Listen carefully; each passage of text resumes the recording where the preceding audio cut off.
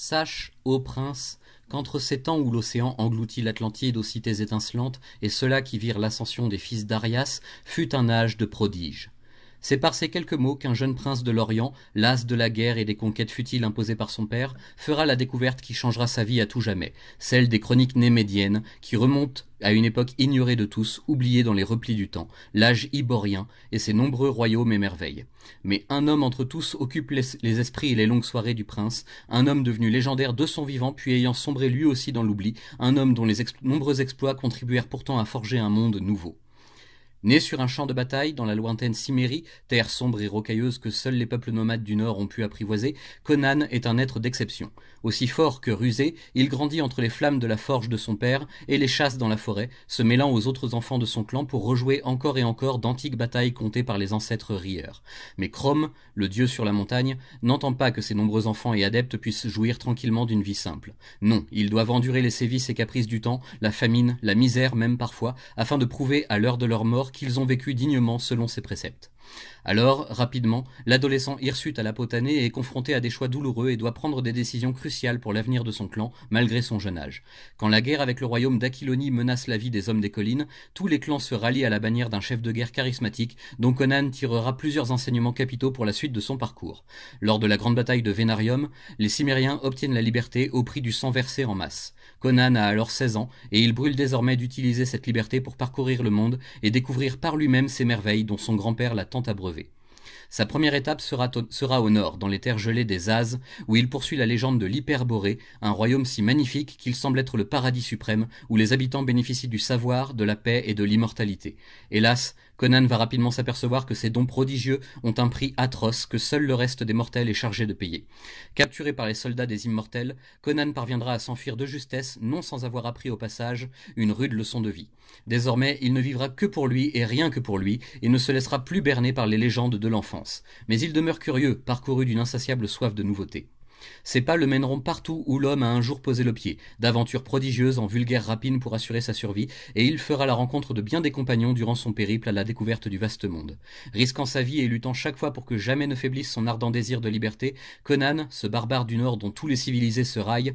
fera son chemin dans l'histoire iborienne, tantôt voleur et brigand, tantôt mercenaire, tantôt bras armés d'anciennes prophéties où combattent le bien et le mal, mais jamais soumis à quiconque. Ce que le jeune prince d'Orient apprend chaque soir sur celui qui deviendra bien vite son héros et même mentor à travers ses exploits, il brûle de l'appliquer dans la gestion de son royaume, de ses terres et de ses gens. Car Conan fut aussi un roi à un moment de sa vie, prenant possession d'un vaste trône par la seule force de son épée et par la ruse de son esprit. Mais cela est une autre histoire. Cependant, prends garde, ô prince, car dans l'ombre complotent toujours des forces au-delà de la raison, et si l'ombre de Conan plane dans ta mémoire, tes actes, eux, sont peut-être dictés par de noirs conseils cherchant à te nuire. Là où l'on trouve un héros, il y a aussi de la sorcellerie, survivant au passage des âges, et cherchant toujours un moyen de s'emparer de l'âme du monde.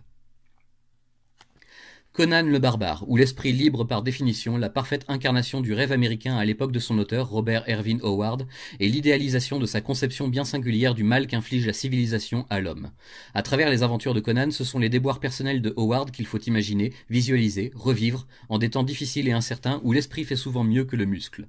Au début des années 2000, Dark Horse obtient enfin les droits pour publier une toute nouvelle série sur la licence Conan le Barbare, arrachée à Marvel après des années d'errance. L'éditeur indépendant fait alors appel à Kurt Busiek, auréolé par ses nombreux travaux super-héroïques, pour tisser le scénario de cette nouvelle adaptation voulue plus proche des écrits d'origine et de l'esprit des revues pulps d'antan. Busiek, totalement novice dans le domaine de la fantasy et plus encore de l'héroïque fantasy quasiment créée par Howard en son temps, prendra la pleine mesure de la tâche qui lui revient et décidera de se documenter un maximum, réunissant des bribes perdues de la correspondance de Howard avec ses fans et confrères, compilant les nouvelles et romans regroupant les aventures du Cimmérien, bref, touchant à presque tout ce qui concerne le matériel d'origine. Pour le dessin, après quelques tests auprès de jeunes talents, Dark Horse finit par choisir Cary Nord et son style si particulier, presque sans ancrage, très proche de ce que les éditeurs et auteurs de la série veulent recréer dans l'esprit des couvertures légendaires de Frank Frazetta. Mais comme Nord ne peut pas assurer un rythme régulier de 12 numéros complets par an, décision est prise de lui adjoindre un autre artiste, Greg Ruth, qui se chargera de combler les trous en exploitant une période méconnue de l'histoire de Conan, son enfance. Tout le génie de cette série à l'époque est de vouloir raconter l'ensemble du parcours de Conan le Barbare de Cimmérie, depuis sa naissance jusqu'à, possiblement, sa disparition au faîte de sa gloire. La série n'ira malheureusement pas jusque-là, pas sous la plume de Kurt Busiek en tout cas, mais toute la production sera unanimement reconnue pour sa grande qualité et son respect des écrits de Robert E. Howard, tout en extrapolant et en développant les trous dans la chronologie officielle. Cet omnibus, assez épais s'il en est, adapté chez nous par Panini Comics, nous présente de façon très judicieuse, je dois le dire, l'ensemble de ces chapitres, mais arrangés et disposés dans l'ordre chronologique réel du récit, du début à la fin, ce qui n'avait encore jamais vraiment été tenté auparavant. Ça rend tout de suite le tout bien plus digeste et agréable à lire, et je ne peux que prendre en pitié les lecteurs de la période de publication originale, qui devaient tout réorganiser eux-mêmes pour tenter d'y trouver un ordre cohérent. Comme l'écrivait si bien Howard lui-même, la barbarie est l'état naturel de l'humanité. La civilisation est contre nature, c'est un concours de circonstances et la barbarie finira par triompher.